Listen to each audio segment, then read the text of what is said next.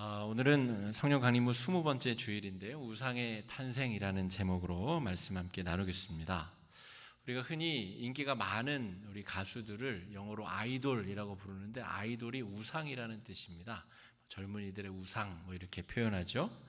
올 한 해 우리 많은 또 우상들이 우리 연예가를 흔들었는데 우리 대표적으로 이런 분들이 있었습니다. 우리 나이가 많으신 분들은 임영웅 씨를 좋아하시던데요. 트로트로 또 아주 뜨겁게 달군 임영웅 씨는 우리 어르신들의 우상이라고 할 수가 있겠고, 또 우리 젊은이들은 우리 빌보드 차트를 석권하고 있는, 아직도 석권하고 있는 우리 그룹 BTS가 또 있을 수 있겠습니다. 아이돌은 신은 아닌데 분명히 우리처럼 먹고 마시고 자고 싸고 하는 똑같은 인간들인데 사람들에게 인기를 받다 보니까 마치 신적인 존재처럼 저 사람들은 정말 대단한, 우리와는 차원이 다른 대단한 사람들이다 라고 하는 평가를 받는 존재들을 우리가 흔히 신이라고 부르지는 않잖아요. 신이라고 부르긴 좀 그렇고 하니까 우상이다, 아이돌이다 이렇게 부르게 됩니다. 그런데 우상, 이 아이돌들은 현대에 와서 갑자기 생겨난 것이 아닙니다. 모든 시대에 우상들이 존재했었고 앞으로의 시대에도 우상들이 존재할 것입니다. 이를테면 고조선을 세웠다고 하는 단군 왕검, 인간과 다르게 태어나죠. 신의 환웅이 웅녀와 결혼해서 낳은 존재가 바로 단군. 그러니까 우리라는 좀 다른 존재이기 때문에 나라를 건국했겠구나. 우리 고구려를 세운 주몽, 동명성왕이라 부르는 주몽 같은 사람도 말을 타고 다니면서 활을 쐈는데 파리를 잡았다. 이렇게 정말 우리 평범한 사람들과는 다른 존재가 바로 계속 역사 속에서 존재하였었다 하는 것이죠. 그러니까 우상과 아이돌은 갑자기 현대 문명, 우리 TV, 인터넷이 발달해서 생겨난 존재가 아니라 모든 시대 속에 사람들의 추앙을 받는, 사람들이 존경하고 높여 좋아했었던 인물들, 우상들이 존재했었다라고 할 수가 있겠습니다. 현대에는 노래 잘하거나 아니면 잘생긴 연예인들이 우상일 수 있겠고요. 또 게임 잘하는 프로게이머들도 우상입니다. 요즘에는 인기 많은 유튜버들도 우상의 반열들에 올라가고, 전통적인 우상의 개념이 흔들리고 바뀌고 있는 것이죠. 우리가 인정하고 싶지 않아도 돈 많은 사람들, 기업의 총수들 나름대로 우리에게는 우상의 지위를 가져가고 있다, 이렇게 평가할 수가 있겠습니다. 그러므로 하나님이 인간을 지으신 이래로 죽을 수밖에 없는 존재, 결핍과 유한함을 가지고 있는 존재들은 늘 우상을 만들어냈고 우상을 갈구했고 우상을 붙잡고자 하였습니다. 가능만 하다면 나도 우상이 되고자 하는 그런 욕망들을 표출해내는 존재들도 있었다는 것이죠. 오늘 본문 출애굽기 32장에는 이스라엘 백성들이 우상을 만들어내는, 우상이 탄생하게 되는 과정에 대한 구체적인 기록이 묘사가 되고 있습니다. 모세라는 지도자가 시내산에 올라가 버리고 40여일이 흘렀습니다. 그러니까 지도자가 부재한 상황에서 그들이 황금 송아지를 만들어 그것으로 우상을 삼았다 하는 것이 오늘 우리가 읽은 출애굽기 32장 본문의 내용입니다. 지도자가 없는 40일 동안 이스라엘 백성들 가운데 우상을 만들고자 하는 운동이 벌어졌다는 것이죠. 제가 초등학교 저학년인지 아니면 입학 전인지 정확하게 기억이 나진 않습니다만 어렸을 때 저희 큰 외삼촌이 사는 곳에서 저희 3살 위의 형님과 둘이서 어른 없이 둘만 시외버스를 타고 이동한 적이 있습니다.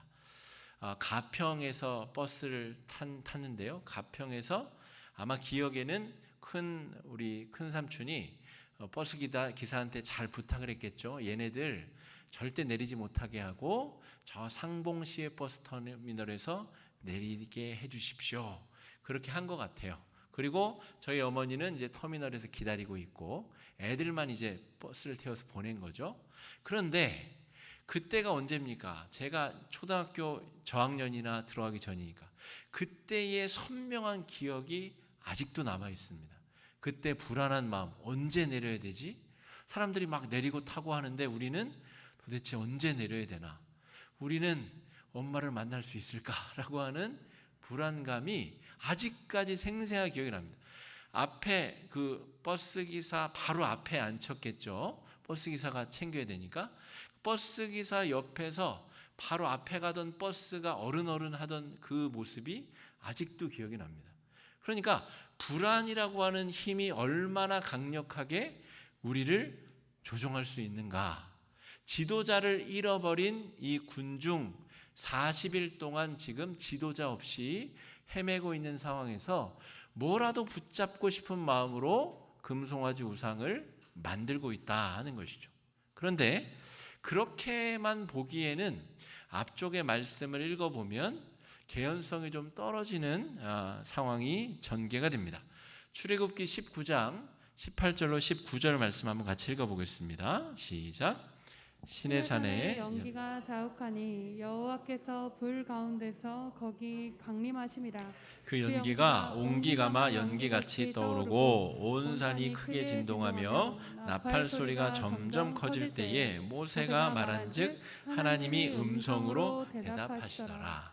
하나님이 이런 불안이 있을 줄 알고 어떤 조치를 하시냐면 지금 읽는 게 32장이잖아요. 근데 19장부터 하나님이 이스라엘 백성들 앞에 하나님의 존재를 드러내 보이도록 가현적으로 눈에 보이도록 시내산이라고 하는 큰 산을 빽빽한 구름으로 다 덮습니다. 덮고 모세와 하나님이 대화 나누시는 장면을 온 회중이 듣도록 하십니다.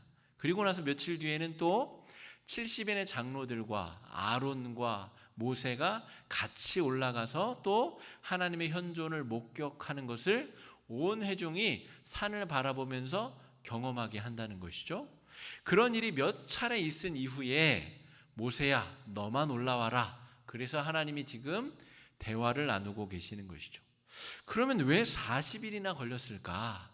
10계명 10가지 계명 뚝딱 얘기해 주시고 돌판에 새겨 주시면 되는데, 그런데 지금 모세에게 하시는 이야기는 10계명 이야기뿐만이 아니고 성막을 어떻게 지어야 되는지, 레위인들은 무슨 옷을 어떻게 만들어 지어서 어떻게 제사를 드려야 되는지, 주의할 점은 무엇인지, 또 여러 형벌 규정과 죽어야 될 사람들의 규정과 여러 가지 이야기를 하시다 보니 기간이 길어지게 된 것이죠. 그 상황에서도 시내산 전체를 빽빽한 구름이 덮고 있고 그 위에는 상서로운 번개가 치고 있고 천둥이 치고 있고 그 모든 것을 보면서도 이스라엘 백성들은 이 불안한 마음에 사로잡혀 우상을 만들어 냈다는 것입니다. 이뿐만이 아니라 지금 이 하나님께서 모세에게 율법을 주시는 상황은 출애굽한 지 6개월이 채 되지 않는 상황입니다. 시내 광야까지 다다른 지가 3개월, 지금 모세가 올라간 지 한 달 반, 그러니까 6개월이 채 못 되어 이스라엘 백성들은 이러한 기적들을 경험하였습니다. 출애굽의 10가지의 재앙을 몸으로 체험하였고 홍해를 건넜고 불기둥과 구름기둥으로 보호하시고 인도하심을 경험하였고 또 만나와 메추라기를 주셔서 먹이고 입히고 살리는 기적을 경험하셨고 바위가 터져서 마실 물이 공급되는 기적을 경험했다는 것이죠. 그러니까 여러분, 아무리 많은 기적을 경험해도 불안을 잠재울 수는 없다는 것입니다. 우리가 기적의 힘으로 믿음을 유지해 보겠다, 그것은 만용이자 오만입니다. 하나님과의 인격적인 관계는 기적들로 보존될 수 없다는 것이 오늘 말씀에서 지극히 드러내 보여주고 있습니다. 이스라엘 백성들은 430년간 혹은 400년간 노예의 삶을 살았습니다. 이 마음 가운데 노예의 감성으로 가득 차 있는 것이죠. 자신에게 명령을 내려주는 사람이 사라지면 불안함에 휩싸이게 되는 노예의 근성, 그 노예의 근성을 벗기시는 과정이 이 광야에서 하나님께서 지금 하시고자 하는 일입니다. 그 첫 번째 단추가 바로 모세에게 지금 주고 계시는 율법을 주셔서 계약을 체결하시는 장면입니다. 여러분, 노예는 주인이 계약을 맺지 않습니다. 노예님, 이제 우리 집에 노예로 오셨으니까 9시까지 출근하셔서 6시까지 일하시고 12시 1시는 점심시간이니까 편히 쉬시고 혹시 야간 추가 근무를 하게 되면 제가 임금을 더 드리겠습니다. 이렇게 계약을 맺는 게 아니죠. 노예는 그냥 짐승이에요. 말하는 짐승. 그 짐승이 새끼를 낳으면 그 짐승도 또 우리 집 노예가 되고 명령과 채찍만 있을 뿐이지 계약을 체결할 일이 없습니다. 그런데 하나님은 지금 이스라엘 백성의 대표를 시내산 위로 불러서 뭘 하고 계시죠? 계약서를 쓰고 계시죠. 돌판 위에다가 너희들이 나를 유일신으로 믿고 섬기기만 하면 나는 너희들을 어디에 있든지 무엇을 하든지 너희들을 지키고 챙기고 먹이고 어떤 강력한 민족들로부터도 너희를 보호할 것이다 라고 하는 계약을 체결하고 있는 것이죠. 이스라엘 백성들을 자유민으로 대해주고 계시다는 것입니다. 그 자유민들은 이 계약이 유지가 될 것이라고 하는 믿음이 필요한데 지금 이스라엘 백성들은 믿음이 형성되지 아니한 채로 불안에 휩싸여 있는 상태로 우상을 만들어내고 있다는 것입니다. 그렇다면 우상이 지금 만들어지고 있는 과정을 좀 살펴보면 좋겠습니다. 이 백성들이 이 모세를 대신할 수 있는 아론에게 우리를 이끌어줄 신을 만들어내라 라고 하자 아론이 죽을까 봐 두려워서 그래 만듭시다. 여러분이 지금 차고 있는 금부치들, 금귀걸이들 다 모아주십시오 라고 해서 그것을 녹이고 칼로 조각해서 금송아지를 만들었다는 것입니다.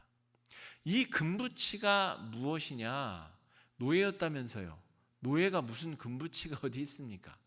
그런데 이 노예가 어떻게 금부치를 갖게 되었는가? 오늘 말씀을 한번 읽어보겠습니다.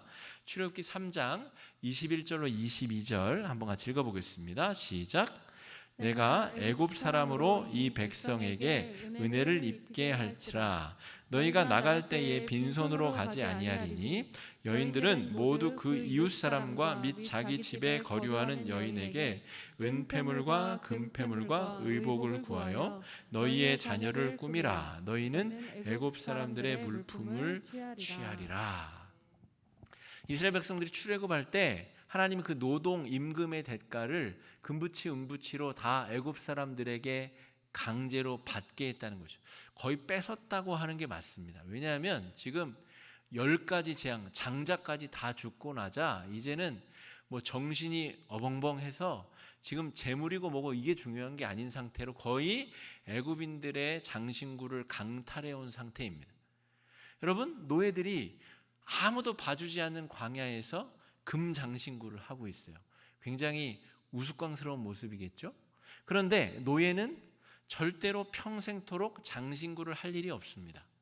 자유인들만 장신구를 하게 되죠. 하나님께서 출애굽한 이스라엘 백성들에게 자유민의 상징으로 귀걸이를 하고 목걸이를 하고 치장을 하게 하셨다는 것이죠. 그런데 우상을 만들어야 됐기 때문에 이 자유민들이 지금 자유민의 상징인 금부치를 뜯어내어서 불태워서 금송아지를 만들었습니다. 스스로 자유민의 지위를 포기하여 다시 노예가 되는 길을 선택하고 있다는 것이죠. 우상 제작의 본질은 여기에 있습니다. 자유민, 하나님의 백성으로서의 지위를 스스로 포기하여 무엇인가의 노예가 되는 길을 스스로 선택하는 것이 바로 우상 제작의 본질, 핵심이다 하는 것이죠. 우상은 이 세 가지 특징을 가집니다. 제가 볼 때는 이 세 가지 특징이 있어요. 첫 번째, 눈에 보여야 돼요. 금부치를 녹였으니 금으로 만든 뭔가를 만들었겠죠. 황금 송아지를 만들었을 것이에요. 아마도 저 월스트리트, 미국 뉴욕의 월스트리트에 있는 이 황금 송아지상처럼 아주 우람하고 커다란 황금 송아지를 아마 만들었겠죠. 눈에 보여야 됩니다. 그리고 손에 잡혀야 되죠. 산에 가시다 보면 여러분 막 기괴하게 생긴 큰 바위가 움푹 파여 있는 것을 보죠. 그리고 밑에 이렇게 써 있습니다. 이것을 만지면 아들이 임신됩니다. 이런. 그러니까 만진다고 하는 것은 우상의 굉장히 중요한 요건입니다. 보여야 되고 만질 수 있어야 돼요. 그리고 내 뜻대로 움직일 수 있어야 돼요. 이 우상은 생명이 없기 때문에 그럴싸해 보이지만 생명이 없고 자기 의지가 없기 때문에 우상을 들쳐맺고 움직이는 사람들의 방향대로 가게 되어 있습니다. 아마도 지금 축제를 벌이다가 이 백성들이 어떤 길을 선택했을까요? 익숙한 노예의 길로 애굽으로 돌아갔을 가능성이 굉장히 높죠. 자기들이 선택해놓고 송아지가 애굽으로 돌아가고 있다. 우리가 애굽으로 가자. 이렇게 아마 그 길을 따라갔을 가능성이 굉장히 높습니다. 반대로 우리 노예의 조건을 살펴보자면 노예의 조건도 놀랍도록 똑같습니다. 눈에 보여야 되고 손에 잡혀야 되고 내 마음 내 뜻대로 움직이는 대상이 바로 노예라는 것이죠. 그러므로 실상 이들이 금송아지 우상을 만들었는데 자기들이 그 우상의 노예가 되는 길을 선택한 것이 우상의 본질이다라고 하는 것을 우리가 오늘 말씀을 통해 익혀야 하겠습니다. 우상을 만들어 스스로 우상의 노예가 되는 과정이 우상을 제작하는 모든 과정의 목적이다 하는 것이죠. 아무래도 현대인들을 사로잡고 있는 대표적인 우상이라 한다면 아까 말한 그런 연예인들이 아니죠. 현대의 가장 강력한 우상은 이 황금 만능주의, 돈이라 할 수가 있겠습니다. 똑같은 특징을 가지고 있죠. 눈에 보이고 손에 만질 수 있고 내 마음대로 할 수 있는 힘이 있다고 여겨지는 대상, 그것이 우상인데 현대인들에게는 이 돈이라고 하는 우상이 가장 강력합니다. 그런데 결국 그 돈이라고 하는 우상이 우리를 노예처럼 부리게 되는 것, 그것이 우상으로 만들어진 돈의 실체, 본질이다라고 말할 수가 있겠습니다. 여러분, 하나님께서는 이스라엘 백성들을 애굽에서부터 탈출시키셔서 그 노예 상태에서 건져내셔서 자유민이 되게 하셨다 하는 것이죠. 그것을 위하여 지금 계약을 체결하고 계시는 것이죠. 1절 첫 번째 계명부터 네 번째 계명까지가 바로 하나님을 유일신으로 섬겨야 되는 것, 다섯 번째 계명부터 열 번째 계명까지가 서로 사이에 지켜야 될 윤리적 계명에 대해서 하나님이 계명을 주고 계십니다. 계약을 맺는다는 것은 존중한다는 것을 의미합니다. 내가 너를 믿겠다. 내가 너를 신뢰한다. 계약이 유지가 되려면 서로 신뢰를 지켜야 되겠죠. 하나님은 노예, 지금 우상을 제작하고 있는 이스라엘 백성들을 믿기로 결정하신 것입니다.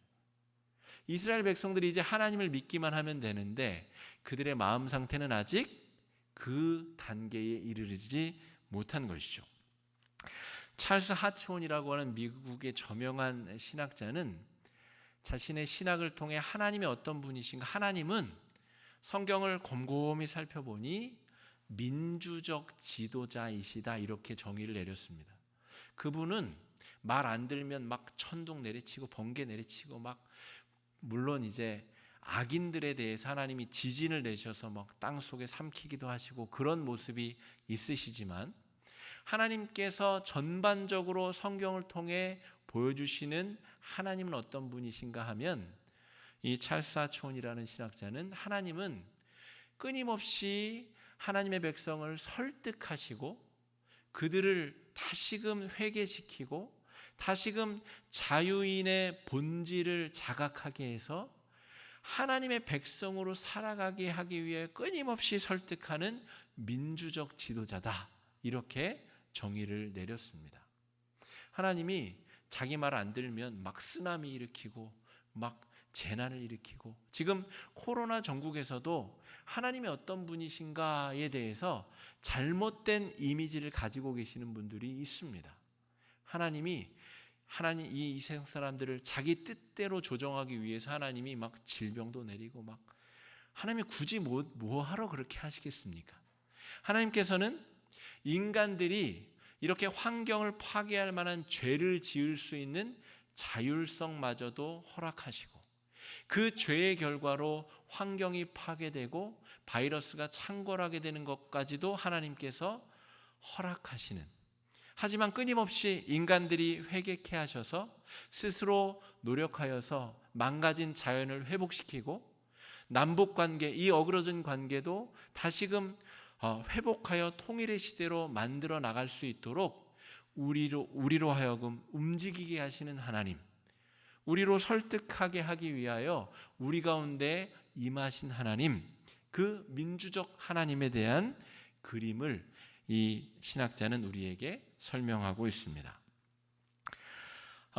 출애굽기 32장 7절에 하나님은 모세에게 내려가라 말씀하시는데, 이 말씀 한번 같이 읽어보겠습니다. 시작. 여호와께서 모세에게 이르시되 너는 내려가라. 내가 애굽 땅에서 인도하여 낸 내 백성이 부패하였도다.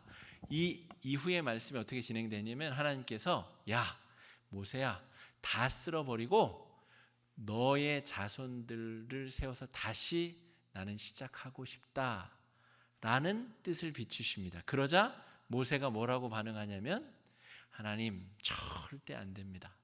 하나님의 명예를 위해서라도 이 백성 다시 한번 용서해 주십시오. 그러자 하나님이 자신의 뜻을 돌이키신다는 내용이 기록되어져 있습니다. 하나님이 진짜 진멸하려고 하셨다라고 하기보다는 모세에게 그 지도자의 마음, 하나님의 마음이 어떤 것인지를 모세가 알아차릴 수 있도록 모세와 이런저런 대화를 나누신 것 같습니다. 결국 이 사건 이후로 1500년이 지나 하나님의 아들 독생자 예수 그리스도가 인간의 몸으로 우리 가운데 강림하시게 됩니다. 하나님께서는 모세가 내려가서 하나님의 마음을 품고 이 우상을 만든 백성들을 변화시키기를 원하고 계시는 것이죠. 그러나 인간이 만들어내는 변화는 한계에 봉착할 수밖에 없습니다. 율법으로 변화되려고 하는 노력은 수포로 돌아갈 수밖에 없었기에 하나님의 아들 예수님이 이 땅에 내려오셔서 우리를 구원하시고 변화시키실 수밖에 없었던 것이죠. 오늘 우리가 함께 읽은 말씀, 누가복음 9장 말씀에도 비슷한 내용이 기록되어져 있습니다. 예수님이 3명의 제자들을 데리고 변화산에 올라가십니다. 그리고 9명의 제자들은 산 밑에서 귀신 들린 아이 하나를 돕지 못해서 지금 막 갈팡질팡 하고 있습니다. 예수님이 변화산에서 내려오셔서 이 혼란 중에 빠져 있는 제자들과 이 귀신 들린 이 아이를 치유해 주시고 고쳐 주시죠.